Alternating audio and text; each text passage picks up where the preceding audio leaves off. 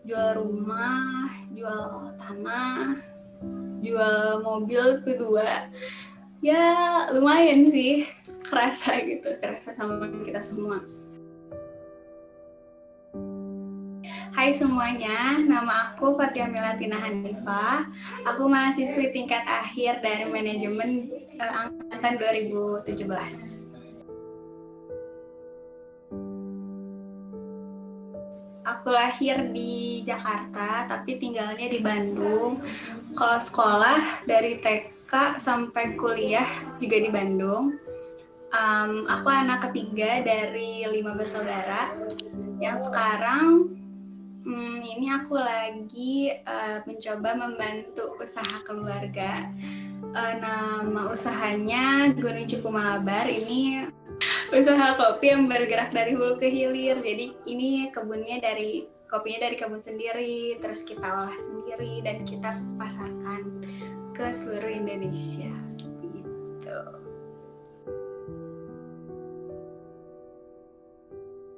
Awal usaha keluarga ini dipelopori sama ayah. Ayah itu dulu kerja di perusahaan provider di Indonesia di Jakarta dan memutuskan untuk berhenti dan membuka usaha. Nah, usahanya betul gak langsung ke kopi, jadi kita sempat coba-coba bisnis yang lain. Contohnya kayak waktu itu tuh pertama kali buka jual produk herbal kayak madu, habatus sauda dan yang lain-lain. Itu awalnya kenapa juga kepikiran buat buka usaha itu karena Ibu Mila sendiri dulu pernah sakit mah kronis gitu yang benar-benar parah banget gitu, bolak-balik ke rumah sakit, terus udah nyoba ini nyoba itu, obat segala macem nggak mempan gitu, sakitnya nggak sembuh-sembuh, sampai akhirnya di situ nyoba produk herbal dan alhamdulillah mahnya sembuh. Jadi karena pernah dicoba sama diri sendiri gitu, sama keluarga, dan ternyata bermanfaat ya, sekalian aja gitu kita buka usaha herbal. Tadinya jualnya di rumah, jadi nawarin ke teman-teman guru, teman ibu, teman-teman di sekitar komplek, sampai akhirnya kita buka kios juga, kios herbal. Itu tuh waktu buka kios herbal juga sempat pindah-pindah sih kiosnya dari satu tempat ke tempat yang lain karena waktu itu sempat sepi itu, mungkin lokasinya kurang strategis atau gimana, terus akhirnya tutup dan di rumah aja, jual dari rumah, nyuplai ke apotek juga. Cuman yang pas ke apotek itu macet, dia lama banget cairnya gitu, terus sama apotek harganya dinaikinnya benar-benar naik banget, jadi lama lama habisnya, lama lakunya gitu. Jadi jualnya dari rumah. Terus sekarang alhamdulillah sih herbal masih jalan, nyuplai ke kios-kios yang dekat rumah aja gitu.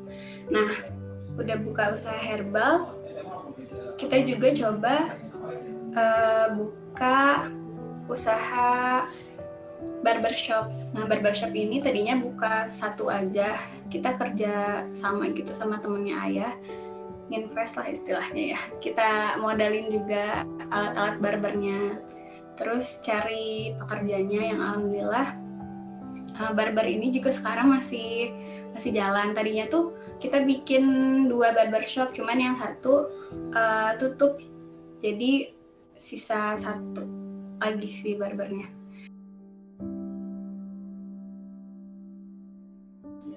Kita juga buka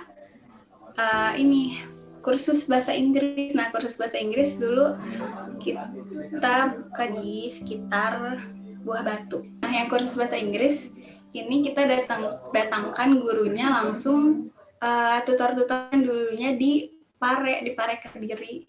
Ada sekitar 4 guru dari Pare Kediri, tapi ini juga ternyata gak mulus sih, jalan bisnisnya nggak mulus karena gurunya ini ternyata punya orientasi yang berbeda dengan kita gitu. Jadi beberapa guru memutuskan setelah kerja di situ baru beberapa bulan mungkin atau sekitar 1 tahun, banyak yang memilih untuk melanjutkan pendidikannya atau kuliah di Bandung, jadi nggak lanjut ngajar lagi di kursus bahasa Inggrisnya.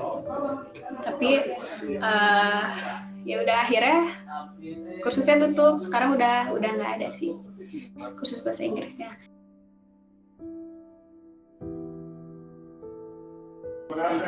Nah setelah itu kita buka, kita beli waralaba kayak ayam Kentucky gitu. Mungkin teman-teman juga pernah beli, namanya ayam decik ya.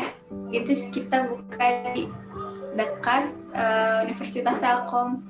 Nah tadinya ekspektasi di awal itu yang beli akan banyak gitu, karena kan mahasiswa suka beli nasi ayam gitu kan. Terus kita lihat yang di dekat rumah juga ada yang jual, dan itu pun secara kuantitas penjualannya banyak gitu. Setelah ngobrol-ngobrol akhirnya kita memutuskan untuk membuka itu jual ayam itu di dekat Telkom. Nah tapi ternyata tidak semulus itu, dan yang beli pun gak terlalu banyak, sampai akhirnya memutuskan untuk tutup juga.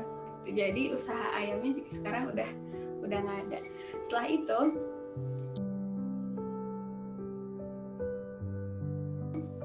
kita coba lagi nih, kita punya rencana untuk membuka bakmi Jawa. Nah di awal itu konsepnya pengen bikin bakmi yang agak beda sama yang lainnya. Jadi dari awal itu kita rencanain bikin resepnya segala macam, terus pengen jualnya tuh yang dia dimasaknya pakai areng, jadi kerasa banget gitu. Bedanya tuh emang ada gitu, mulai dari rasanya kan nanti bakal beda, terus aromanya bakal beda, jadi lebih Jawa banget gitu. Dan yang jualnya pun memang orang-orang Jawa asli, jadi biar lebih mantap lah istilahnya. Nah setelah kita coba buka di salah satu kios ada di dekat rumah, buka di situ, tapi kayaknya kurang strategis. Akhirnya kita pindah tempat, dan alhamdulillah lumayan ya pemasukannya dari situ. Terus pekerjaannya juga jadi gimana ya, tadinya tuh dia jadi supir di rumahnya siapa gitu, terus kita ajak kerjasama biar bisa mandiri lah istilahnya, biar bisa lebih mandiri. Akhirnya sekarang juga sepenuhnya dikelola sama orang tersebut.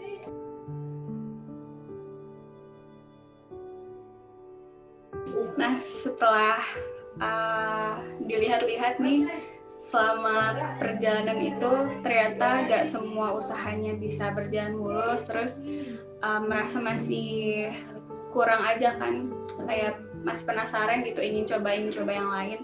Sampai akhirnya kita memutuskan untuk buka usaha di pangan perkebunan. Nah perkebunannya ini ada di Malabar, Pangalengan di Kabupaten Bandung. Mungkin teman-teman juga ada yang pernah main ke sana. Nah, di sana kita coba nanam kopinya itu jenis kopi Arabica, karena kan Pangalengan masuknya ke dataran tinggi ya, mungkin sekitar 1.400 di atas permukaan laut.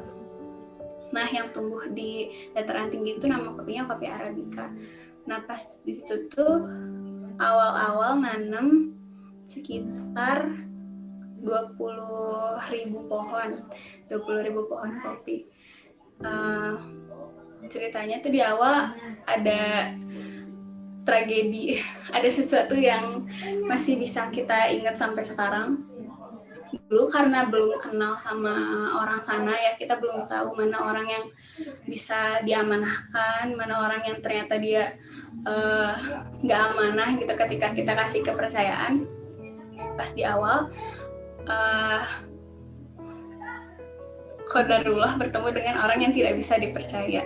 Jadi waktu itu kegiatan di kebun saat itu tuh dikelola sama satu orang sana. Dia tuh misalnya gini, minta uang sekian untuk beli pupuk. Beli pupuknya yang dia minta itu 1 karung ya, pupuknya pupuk yang mahal kayak sekitar 500.000, terus minta 8 karung gitu. Tapi ternyata waktu kita tanya jadi kan ada pekerjanya lagi, ada buruh di bawahnya lagi. Nah, waktu kita tanya ke bawahannya itu, ternyata orangnya nggak beli sebanyak itu, dan yang dia beli pun pupuknya pupuk yang jelek. Nah, itu tuh berkali-kali dia melakukan hal seperti itu. Cuman kan karena bawahan-bawahannya nggak berani ngomong, jadi kita nggak tahu, sampai akhirnya kita yang tanya sendiri. Nah, setelah tahu ternyata di lapangannya seperti itu, akhirnya ya udah ngobrol sama orangnya, kita mau coba kelola sendiri aja gitu tanpa bantuan dia. Akhirnya di situ mulai turun tangan langsung, beli pupuk yang bener, yang harusnya yang mana, yang harganya segimana, tanpa bantuan dia.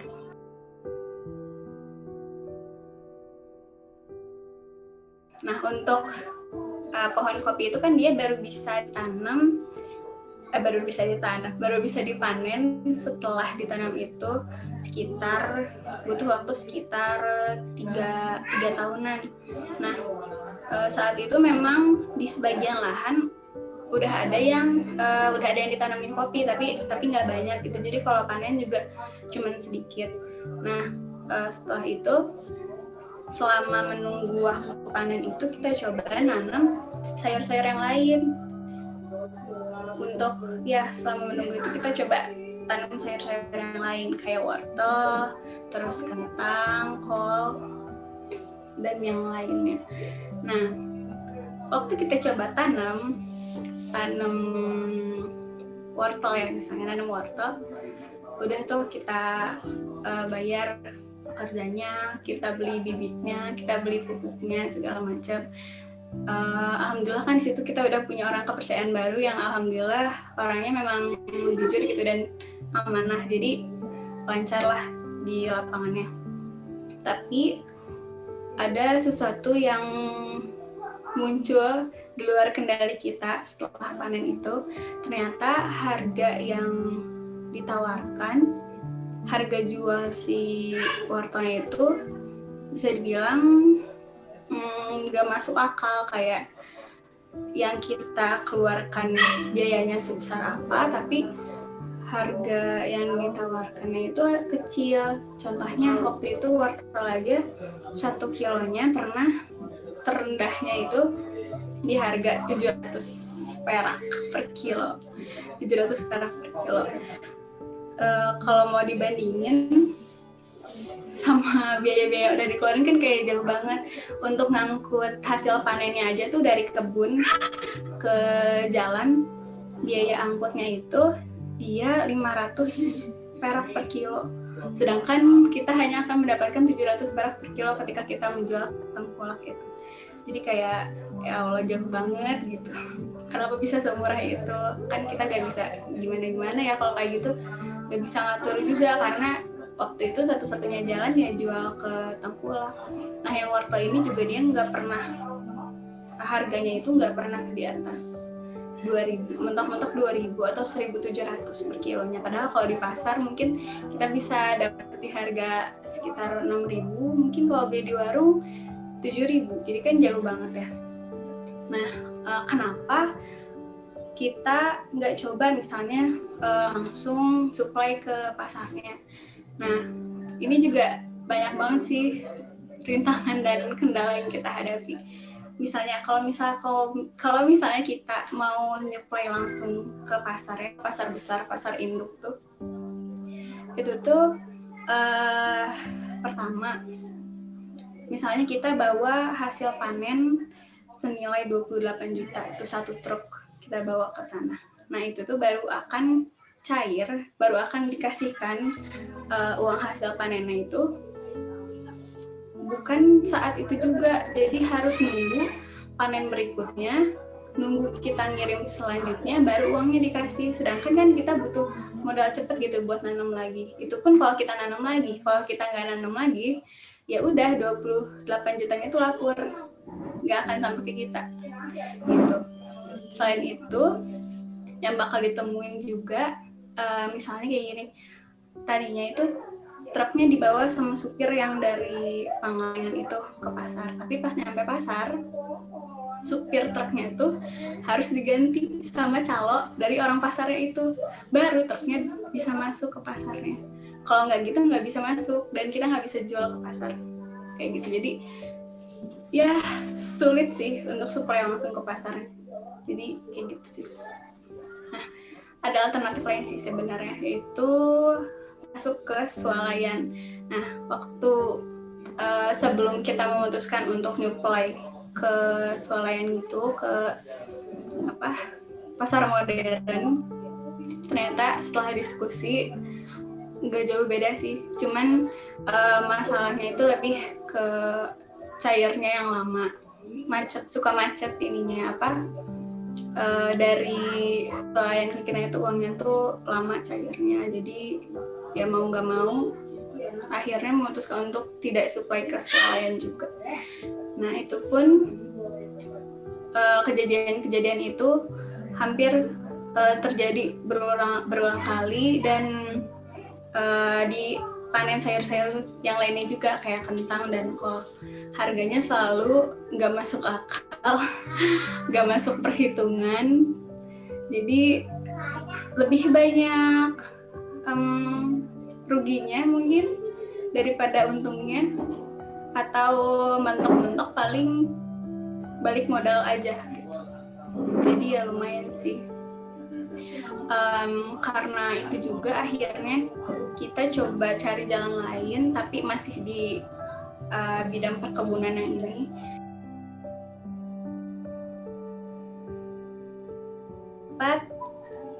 Kerjasama sama salah satu PT di Lembang.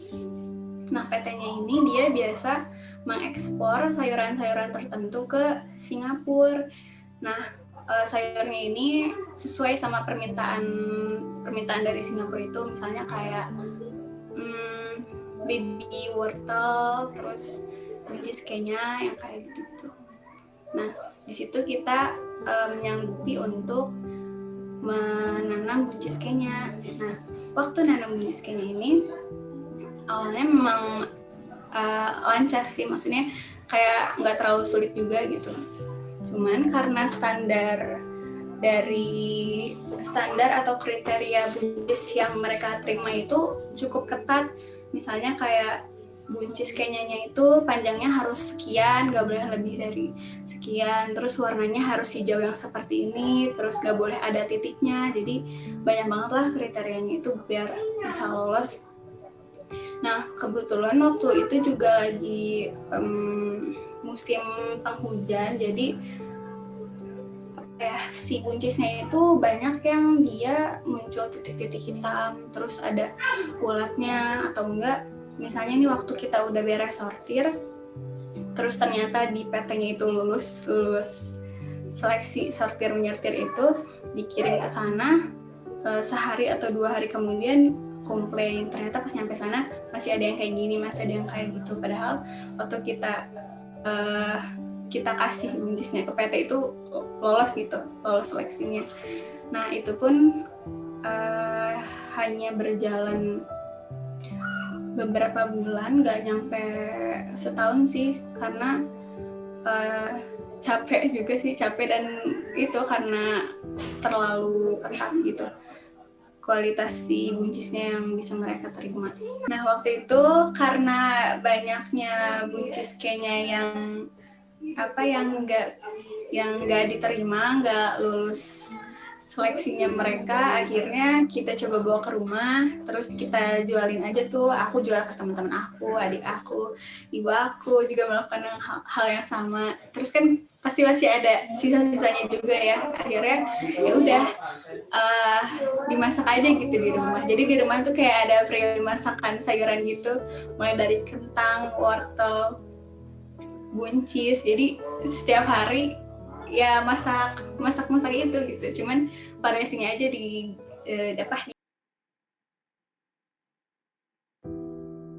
Nah setelah melalui banyak hal itu, kita coba nanam ini, kita coba nanam itu, tapi ternyata banyak yang di luar ekspektasi kita. Setelah sekian lama akhirnya kopi dari yang udah kita tanam ini udah bisa dipanen. Itu membutuhkan waktu 3 tahun kan, udah bisa dipanen. Nah alhamdulillah biji kopinya sih bagus, terus gede-gede merah-merah gitu kan, kita petik merah. Waktu itu pertama kali coba jual yang bentuknya masih buah. Nah, buah kopi ini biasa disebut dengan cherry. Kita jual cherry-nya tuh, cherry kopi, ke pengepul di sana, karena memang ada yang biasa beliin cherry kopi ini ke petani-petani. Nah kita coba jual. Waktu itu harga cherry kopi itu 1 kilo cuma sekitar 6.000 aja. Karena kan waktu itu kita belum tahu banyak gimana cara ngolah kopi dari cherry ke green bean, itu kita nggak tahu. Cuman akhirnya lama-kelamaan karena sering silaturahmi ya sama pengusaha kopi di sana, selain kita sama petani di sana, terus ikut komunitas-komunitas, jadi kita banyak dapat wawasan dan banyak ilmu seputar metode pengolahan kopi itu sendiri, sampai akhirnya sekarang kita bisa olah dengan banyak metode yang disenangi sama pasar, kayak honey proses, wine proses, fulos proses, terus natural proses, dan masih banyak lagi. Nah dari situ baru kita jual green bean, bentuknya biji kopi mentah. Kita jual biji kopinya itu, ternyata responnya bagus dan banyak yang bilang kopinya enak. Nah dari itu juga kita coba roasting sendiri, kita coba panggang kopinya, biji kopinya sampai mateng, terus kita bikin bubuk dan kita cobain, terus kita jual, dan alhamdulillah responnya juga bagus di situ. Nah tapi untuk sekarang fokusnya lebih ke green bean-nya, ke penjualan green bean-nya, karena kan permintaannya banyak. Kita lihat kedai-kedai banyak sekarang, roastery banyak, jadi alhamdulillah kuantiti permintaan dari green bean-nya ini meningkat, terutama tahun 2019 akhir, 2020 juga banyak, cuman kepotong sama pandemi ya, jadi cukup berkurang sih pandemi, bikin secara kuantiti penjualannya menurun sekitar 30%-an. Seluruh Nusantara, alhamdulillah kita jual dari Sabang sampai Merauke, mulai dari Aceh, Medan, Pekanbaru, Lampung, Batam, terus Samarinda, Pontianak, Jakarta, Bandung pasti, Jakarta, Bandung, Depok, Surabaya, Malang, Semarang, terus Manado, Makassar, Nusa Tenggara Barat juga ada. Jadi suplainya ke sana sih, kita jual ke sana. Selain itu, dari si kopi ini kita mencoba untuk membuka kedai kopi. Nah, kedai kopinya sekarang dikelola sama kakak aku yang pertama. Ini ada di Cijambe, nama kedai kopinya Kedai Kopi Patani. Memang betul ya, langsung dari Patani ya kopinya juga.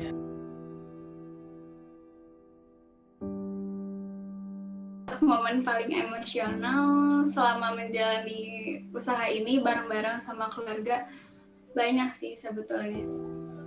Apalagi kan untuk seorang pengusaha atau keluarga pengusaha itu secara penerimaan atau pendapatan nggak stabil gitu. Mungkin kalau nggak dibandingin sama orang kerja kantoran yang pasti gitu per bulannya sekian, untuk usaha kan beda lagi, ada kalanya naik, ada kalanya turun.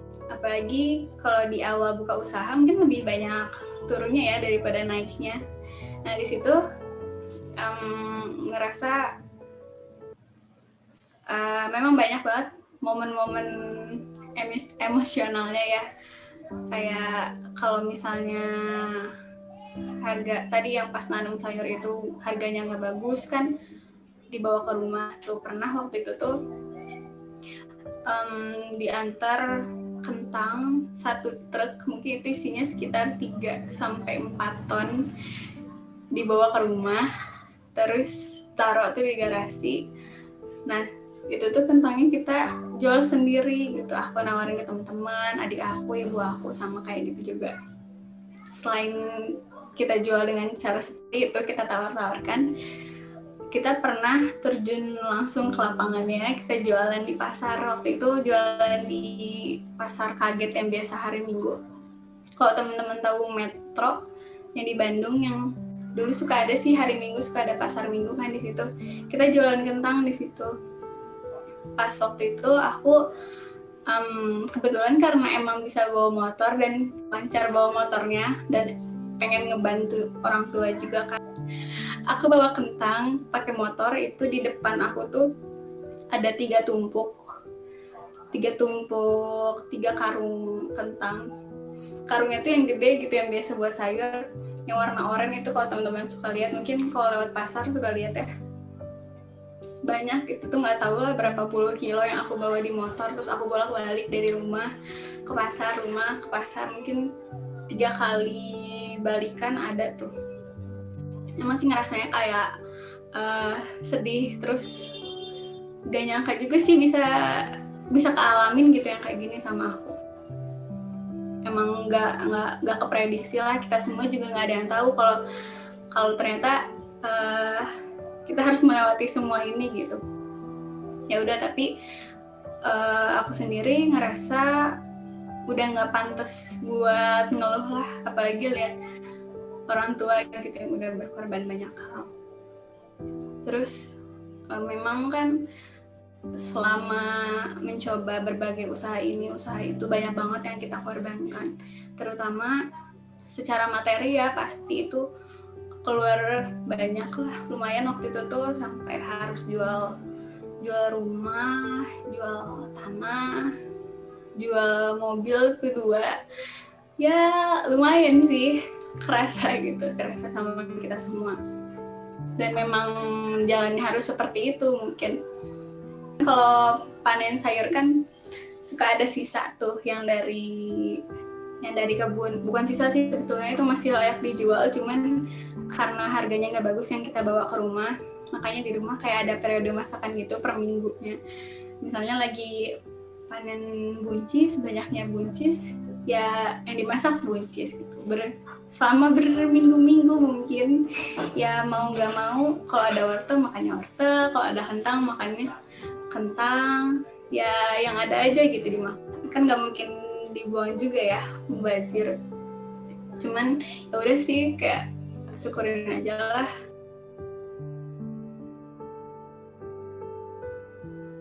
Hikmah yang bisa diambil lah pasti banyak banget sih. Apalagi kan udah ngerasain manisnya, pahitnya, asamnya, asinnya perjalanan hidup keluarga gitu. Tapi dari situ jadi ngerasa, jadi kita tuh antar anggota keluarganya tuh jadi lebih dekat.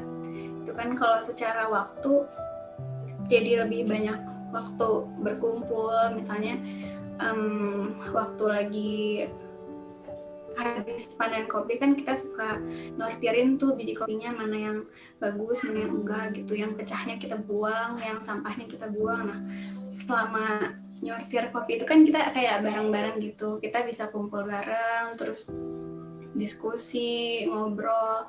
Jadi ya lebih banyak waktu bareng-barengnya juga sih, banyak waktu ngobrolnya juga. Selain itu, hikmahnya yang lain dari buka usaha ini itu juga ngerasa apa ya, alhamdulillah ngerasa membantu orang-orang di sekitar. Kalau tadi kan misalnya di kebun kita juga banyak bantu petaninya lah. Ya, kayak misalnya secara ilmu atau wawasan mengolah kopi tadi kan tadinya petani-petani di sana tuh kurang paham gitu cara ngolah kopi yang bagus tuh kayak gimana, yang sesuai dengan permintaan pasar tuh kayak gimana, kan kita di situ ngajarin juga. Terus bantu modal di awal juga, misalnya dia nggak punya modal tuh tadinya, terus kita coba kasih modal awal, terus nanti bikin perjanjian mau beli sekian kintal kopi gitu dari hasil kebunnya dia ya, dengan harga yang pastinya wajar gitu, harga yang wajar dan memang sesuai. Karena pernah dengar cerita juga dari petani yang lain gitu, dibeli green bean-nya dengan harga yang benar-benar di bawah pasar banget gitu, kayak terlalu murah lah istilahnya gitu, padahal kualitas biji yang dihasilkan petani itu tuh bagus. Selain di kebun tadi, hikmah yang lain untuk teman-teman pekerja atau karyawan di bakmi tadi kan, jadi dia lebih terbantu ekonominya, terus dia jadi lebih mandiri, bisa ngelola tadi usaha bakminya itu sendiri. Terus buat yang di barbershop juga sekarang dikelola sama dia gitu paling. Terus hikmah untuk aku sendiri mungkin ya, pelajaran bagi aku sendiri banyak banget sih, kayak apa ya, aku tuh melalui banyak hal yang mungkin gak semua orang ngerasain gitu, dan aku pun jadi tahu misalnya aku ke depannya ingin jadi pengusaha yang seperti apa, jalan-jalan atau lubang yang harus dilewati itu apa aja, jadi udah kegambar dari sekarang kayak gitu, yang mana aku ada kesempatan untuk gak melewati hal yang sama gitu, tidak melalui jalan yang sama. Kalau harapannya ke depannya pengennya sih bisa memperluas jangkauan pasar kopi, terus mempertahankan pelanggan-pelanggan yang sebelumnya memang order terus kopi ke kita. Dan mungkin kalau bisa, insya Allah ya, pengennya sih bukan cuma di Indonesia aja, tapi pengen ekspor ke luar Indonesia, ke luar negeri. Dan pengennya juga ke depannya punya lebih banyak produk unggulan. Kan kalau sekarang kita udah ada Halu Banana atau kopi yang dari Malabar, dari Puntang. Nah, contohnya kayak Halu Banana itu sendiri kan salah satu produk unggulannya kita yang memang dia pernah dibawa sama salah satu cafe roastery Anomali. Mungkin teman-teman tahu, kalau tahu Anomali Coffee itu pernah bawa green bean Gunung Halu, khususnya Halu Banana itu ke kompetisi kopi yang ada di Paris atau Prancis. Nah itu tuh kopinya menang juara kedua waktu tahun 2018 itu kalau nggak salah. Jadi artinya kan memang kualitasnya juga sudah diakui sama dunia gitu. Nah, pengennya sih punya lebih banyak lagi produk unggulannya selain itu. Semoga lancar ya teman-teman, doakan aku. Selain kopi, ada juga sih satu usaha yang aku dari dulu pengen banget buka. Kebetulan karena aku sendiri suka make upin orang, suka dandanin orang, suka merias. Pengennya buka wedding gallery juga. Mungkin itu sih. Cuman ya untuk usaha yang ini perjalanannya mungkin lebih panjang karena baru akan dimulai. Tuh, jadi semoga bisa sih, semoga lancar. Mungkin untuk pesan buat teman-teman yang udah dengar cerita ini sampai akhir, teman-teman yang lagi membuka usaha, merintis usaha atau ingin, pesannya satu, pintar-pintar tangkap peluang di sekitar kita, terus berani untuk memulai. Soalnya kalau misalnya nggak dimulai ya nggak akan pernah ada gitu.